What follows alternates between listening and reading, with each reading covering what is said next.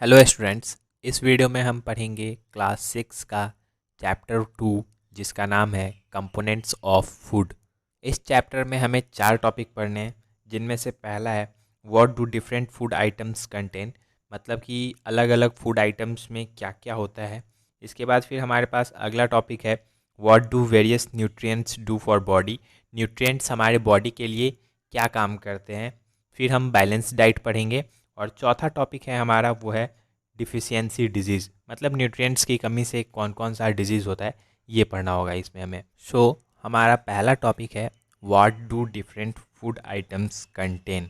इस टॉपिक को स्टार्ट करने से पहले हमें करना है एक एक्टिविटी जिसका नाम है एक्टिविटी 1.1। इसमें हमें बताया गया है किसी भी रीजन या स्टेट में एक कॉमन पैटर्न होता है फूड मील का। वो पैटर्न कुछ इस तरह से होता है, जैसे कि वो पहले क्या करते हैं, उनके पास कुछ अनाज खाते हैं, रोटी लें या फिर चावल लें या फिर कुछ भी रोटी चावल से बना हुआ।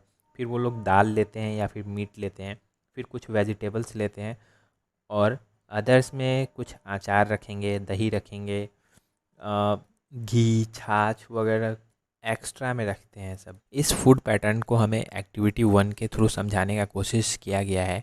इस एक्टिविटी के बाद हमारे पास एक टेबल है, टेबल 2.1, जिसमें कि हमें करना ये है कि लिस्ट करना है अलग अलग मील्स को जो अलग अलग रीजन में लोग खाते हैं। जैसे कि पंजाब में लोग ग्रेन आइटम में मक्के की रोटी ज़्यादा पसंद करते हैं, फिर दाल या मीट के जगह राजमा पसंद करते हैं, या फिर वेजिटेबल्स में सरसों का साग, एक्स्ट्रा में वो लोग दही या फिर घी लेना पसंद करते हैं। टेबल 2.1 आपके स्क्रीन पे दिख रहा है। इसी तरह से आपको लिस्ट बनाना है कि अलग अलग रीजन्स में लोग मील लेना पसंद करते हैं, जैसा कि आपने चैप्टर 1 में बनाया था फूड लिस्ट अपने फ्रेंड्स का कि उन्होंने पिछले दिन क्या खाना खाया। इस तरह से यहाँ पे आपको बताना है कि अलग अलग रीजन में लोग क्या खाना पसंद करते हैं। चैप्टर 1 के बाद आपको ये तो आइडिया हो गया होगा कि किस रीजन में लोग क्या खाना खा रहे हैं। इससे हमारा कॉन्सेप्ट क्लियर होगा कि अलग भोजन में क्या होता है। हम लोग सभी जानते हैं कि एक फूड में एक या एक से ज़्यादा इंग्रेडिएंट होते हैं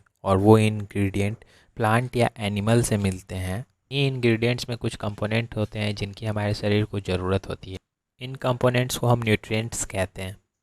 कुछ मेजर न्यूट्रिएंट्स हैं जो कि हमारे फूड में पाए जाते हैं: कार्बोहाइड्रेट्स, प्रोटीन्स, फैट्स, विटामिन्स और मिनरल्स।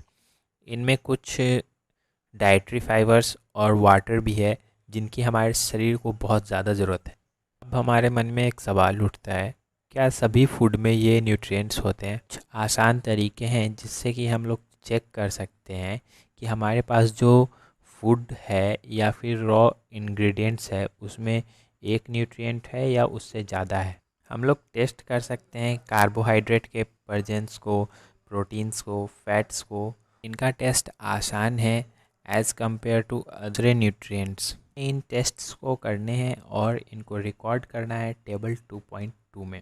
इन टेस्ट्स को करने के लिए हमें आयोडीन का सॉल्यूशन चाहिए, कॉपर सल्फेट चाहिए और कास्टिक सोडा चाहिए। हमें कुछ टेस्ट ट्यूब्स भी चाहिए होंगे। इन टेस्ट्स को हम उन फूड पे भी करेंगे जिनको हमने पकाया है और कच्चे इंग्रेडिएंट्स पे भी करेंगे। से कुछ फूड आइटम इस टेबल में दिए गए हैं। इन टेस्ट्स को इन इंग्रेडिएंट्स पे भी कर सकते हो और दूसरे पे भी कर सकते हो जो आपके मन में आए। आपको ये सारे टेस्ट सावधानीपूर्वक करनी है और आपको ये ध्यान में रखना है कि आप कोई भी केमिकल टेस्ट नहीं करें। स्टार्ट करते हैं हम लोग कार्बोहाइड्रेट के टेस्ट से कि फूड में कार्बोहाइड्रेट्स है या नहीं। कार्बोहाइड्रेट्स बहुत अलग अलग टाइप के होते हैं, मगर जो मेन कार्बोहाइड्रेट्स होता है जो हमारे फूड में पाया जाता है वो है स्टार्च के फॉर्म में और शुगर के फॉर्म में।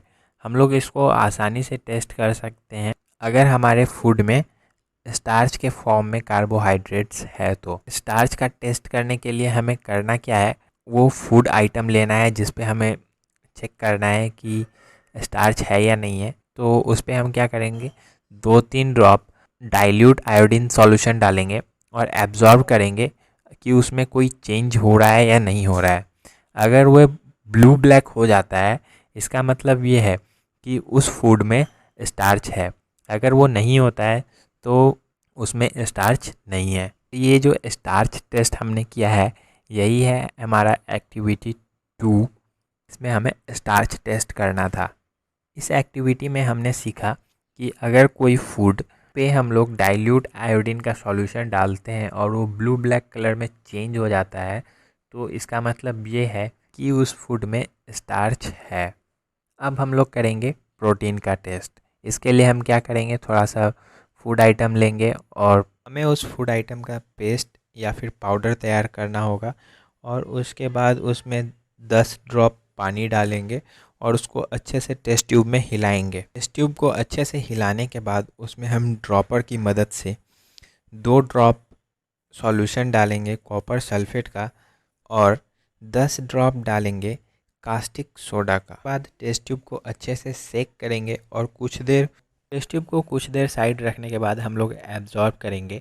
क्या उसमें जो सॉल्यूशन है उसका कलर वायलेट में चेंज हो जाता है? अगर वो वायलेट कलर में चेंज हो गया, इसका मतलब ये है कि उसके अंदर प्रोटीन्स हैं। अगर नहीं होता है तो इसका मतलब ये है कि उसके अंदर कोई प्रोटीन नहीं है। प्रोटीन टेस्ट में हमने ये सीखा कि अगर हमें प्रोटीन टेस्ट करना है तो सबसे पहले हमें पे टेस्ट करना है, उसको पाउडर या पेस्ट बनाना होगा। उसके बाद उसमें 10 बूंद पानी डालेंगे और उसको अच्छे से हिलाएंगे। उसके बाद उसमें हम क्या करेंगे कि 2 बूंद कॉपर सल्फेट ऐड करेंगे और 10 बूंद कास्टिक सोडा डालेंगे और अच्छे से हिलाएंगे। अगर वो सॉल्यूशन कुछ देर बाद वायलेट कलर में चेंज हो जाता है, इसका मतलब ये है कि उसमें प्रोटीन है। अगर वो नहीं चेंज होता है वायलेट में, इसका मतलब है उसमें प्रोटीन नहीं है। अब दोस्तों हम लोग चलते हैं फ़ैट के टेस्ट की तरफ। किसी फूड में फ़ैट है तो इसको हम कैसे टेस्ट कर सकते हैं। जिस फूड पे हमें टेस्ट करना है फ़ैट का, उसको हम एक पेपर में लपेटेंगे और उसको थोड़ा सा कुचलेंगे। ठीक है, ध्यान ये रखना है कि वो पेपर फटे नहीं। कुचलने के बाद उसको खोल के देखेंगे क्या उसमें तेल के निशान हैं। अगर उसमें तेल का निशान आता है, इसका मतलब ये है कि उस फूड में फ़ैट है। अगर तेल का निशान नहीं आता है तो इसका मतलब ये है कि उस फूड में फ़ैट नहीं है। दोस्तों जब आप ये सारे टेस्ट कर लेते हो तो आपको कमेंट में बताना है कि आपने जो भी टेस्ट किया, क्या उन सारे फूड में ये सभी न्यूट्रिएंट्स पाए गए या फिर कोई ऐसा फूड था जिसमें एक से ज़्यादा न्यूट्रिएंट्स पाया गया। क्या आपको कोई ऐसा भी फूड मिला जिसमें इन तीनों में से कोई एक भी न्यूट्रिएंट्स नहीं थे। हम 3 न्यूट्रिएंट्स के लिए फूड को टेस्ट किए, कार्बोहाइड्रेट, प्रोटीन और फैट। मगर इनके अलावा और भी न्यूट्रिएंट्स होते हैं जैसे कि विटामिन और मिनरल, जो कि अलग अलग फूड मटेरियल्स में पाए जाते हैं। क्या आपके दिमाग में ये सवाल आ रहा है कि हमें इन न्यूट्रिएंट्स की क्या आवश्यकता है? इस सवाल का सही जवाब हमें अगले टॉपिक में मिलेगा, जिसका नाम है what do various nutrients do for our body. इसका मतलब ये है कि अलग अलग न्यूट्रिएंट्स हमारे शरीर के लिए क्या करते हैं।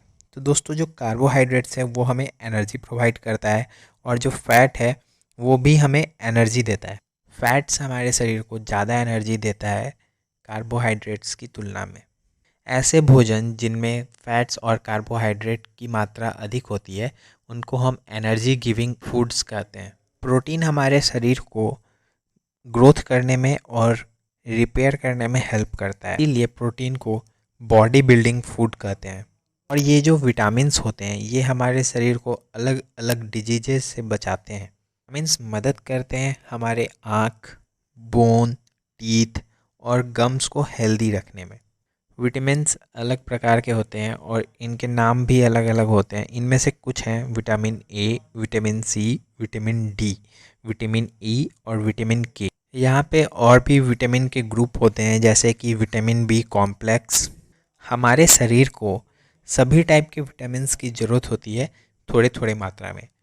विटामिन ए क्या करता है, वो हमारे स्किन और आइज़ को हेल्दी रखता है। विटामिन सी जो है वो हमारे बॉडी को हेल्प करता है फाइट करने में बहुत से बीमारियों से। डी हमारे शरीर को मदद करता है कैल्शियम को यूज़ करने में, जिससे कि हमारे बोन और दांत अच्छे रहते हैं। फूड्स जिनमें बहुत ज़्यादा विटामिन्स होते हैं वो आपको मैं स्लाइड में दिखा रहा हूँ।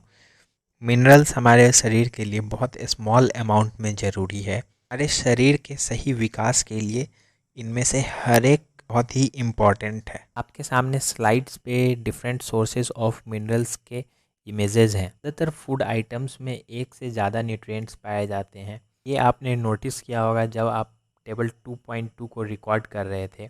हालांकि एक खास न्यूट्रिएंट इनमें बहुत ज़्यादा अमाउंट में होता है as compare to other nutrient. Example के लिए हम चावल ले लेते हैं जिसमें कि कार्बोहाइड्रेट्स बहुत ज़्यादा होता है दूसरे न्यूट्रिएंट्स के अलावा। इसलिए हम कह सकते हैं कि जो चावल है वो कार्बोहाइड्रेट रिच फूड सोर्स है। न्यूट्रिएंट्स के अलावा हमारे शरीर को डाइटरी फाइबर्स और पानी की भी आवश्यकता होती है।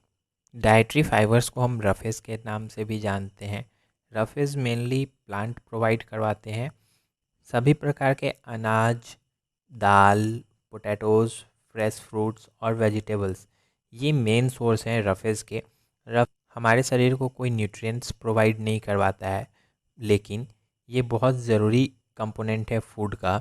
इसके वजह से हमें अनडाइजेस्टेड फूड से छुटकारा मिलता है। वाटर हेल्प करता है फूड में से न्यूट्रिएंट्स को एब्जॉर्ब करने में, और ये हमारी मदद करता है पसीने और यूरिन के रूप में कुछ वेस्ट्स को हमारे शरीर से निकालने में। सामान्यतः हमारे शरीर को जो भी पानी की आवश्यकता होती है वो इसे डायरेक्ट लिक्विड के रूप में मिलता है, जैसे कि हम पानी पीते हैं, दूध पीते हैं या फिर कुछ भी लिक्विड लेते हैं। तो बहुत सारे फूड बनाने टाइम भी उसमें वाटर ऐड करते हैं। तो आइए देखते हैं क्या और भी कोई तरीका है जिससे हमारे शरीर को वाटर प्रोवाइड होता है। इसके लिए हमारे पास एक एक्टिविटी है 3, जिसमें हमें करना है कि एक टमाटो लेना है या फिर फ्रूट लेना है लेमन जैसा, और उसको काटना है स्मॉल पीसेस में, और हमें देखना है क्या हमारे हाथ भीग गए हैं पानी से। वो काटने वक्त हमें बहुत सावधानी से ये एब्जॉर्व करना है।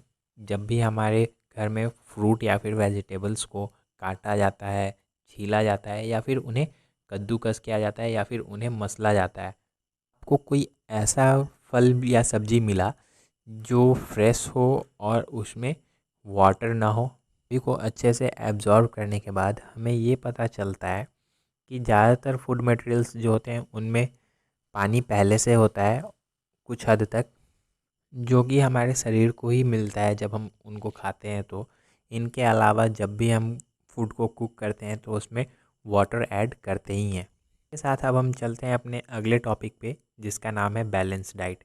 बैलेंस डाइट को समझने से पहले हम लोग ये समझेंगे कि एक डाइट क्या होता है। तो जनरली हम जो खाना खाते हैं एक दिन में वो हमारा डाइट है, और हमारे शरीर के सही विकास के लिए, हमारी सेहत अच्छी रहे, इसके लिए हमारे भोजन में वो सभी न्यूट्रिएंट्स होने चाहिए जो हमारे शरीर के लिए इम्पॉर्टेंट है, और वो भी सही मात्रा में। ये हम कुछ बहुत ज़्यादा खाएंगे और ना ही बहुत कम खाएंगे। जो हमारा डाइट होता है उसमें अच्छी मात्रा में पानी और रफेज होना चाहिए। ऐसे भोजन को हम बैलेंस डाइट बोलते हैं। आप ऐसा सोचते हो कि हर एक उम्र के इंसान को एक ही तरह का भोजन चाहिए, या फिर आप सोचते हो कि बैलेंस डाइट इस पे डिपेंड करता है कि हम लोग कैसा फिजिकल वर्क कर रहे हैं। मैं आप सभी को एक टास्क देने वाला हूँ जिसमें आपको करना ये है कि एक चार्ट बनाना है और उसमें लिखना है कि पिछले एक सप्ताह ने आपने क्या खाया है, और आपको ये चेक करना है कि जो भी न्यूट्रिएंट्स पीछे मेंशन किए गए हैं वो आपके भोजन में है या नहीं है। अगर आप भी बैलेंस डाइट करना चाहते हो तो आपको अपने फूड में pulses, ground nuts, soybean, sprouted seeds, fermented foods, अलग अनाज का कॉम्बिनेशन का आटा, केला, पालक, सत्तू और जो भी वेजिटेबल्स आपके आसपास अवेलेबल है सभी को अपने डाइट में ऐड कर सकते हो। बैलेंस डाइट करना बहुत ज़्यादा एक्सपेंसिव नहीं है, क्योंकि ये सारी चीज़ आसानी से अवेलेबल है और इतने महंगे भी नहीं हैं। आपको ये ध्यान रखना है कि सिर्फ बैलेंस डाइट करने से नहीं होगा, आपको ये भी ध्यान रखना है कि फूड को सही तरीके से पकाया जाए जिससे कि उसमें न्यूट्रिएंट्स का लॉस ना हो। क्या आपको ये पता है कि भोजन बनाने वक्त कुछ न्यूट्रिएंट्स का लॉस हो जाता है अगर वेजिटेबल या फ्रूट को सही तरीके से धोया, छीला या काटा ना जाए?